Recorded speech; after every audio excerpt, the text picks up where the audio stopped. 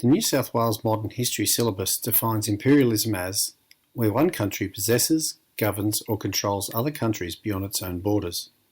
So basically, imperialism is when a more powerful country doesn't have stuff, but wants stuff.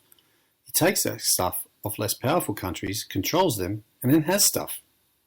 Imperialism is considered one of the main causes of World War I.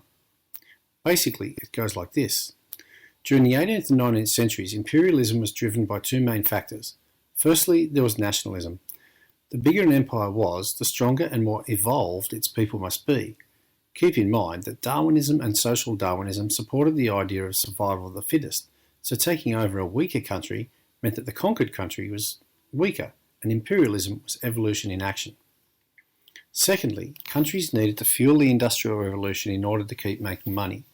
To fuel these things, they had to acquire the raw supplies needed to produce the things that people wanted to buy. Countries like Britain, France and Belgium did not possess the raw materials needed, so they began to look elsewhere. Elsewhere went weaker countries.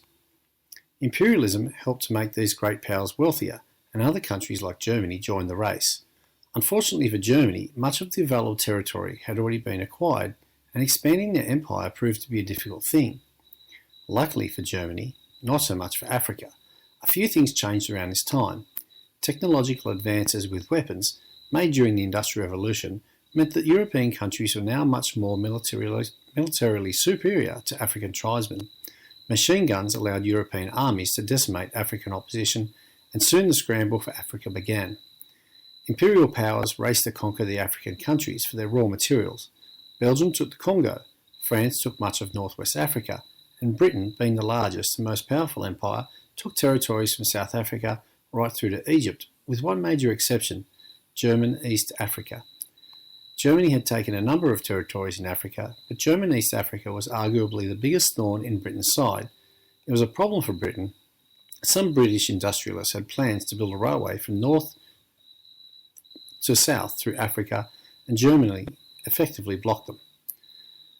This scramble for empire in Africa also sparked a number of diplomatic incidents.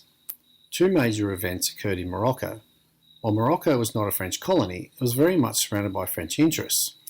In 1905, Kaiser Wilhelm travelled to the Moroccan city of Tangiers, where he delivered a speech supporting Moroccan independence. This was seen as an antagonistic move by the French. Diplomatic tension arose. Later, in 1911, while the French were suppressing a rebellion in Morocco, the Germans landed an armed vessel at the Moroccan port of Agadir, a landing made without French permission.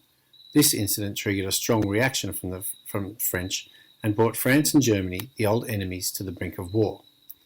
These acts of German provocation were not actually designed to encroach into Morocco or expand its empire, rather to drive a wedge between France and Britain. However, it had the opposite effect, strengthening the Anglo-French alliance and intensifying criticism of German imperialism in both France and Britain. So as you can see, imperialism caused tension between major powers and strengthened the alliance system, which was another one of the causes of World War I. Created using Powtoon.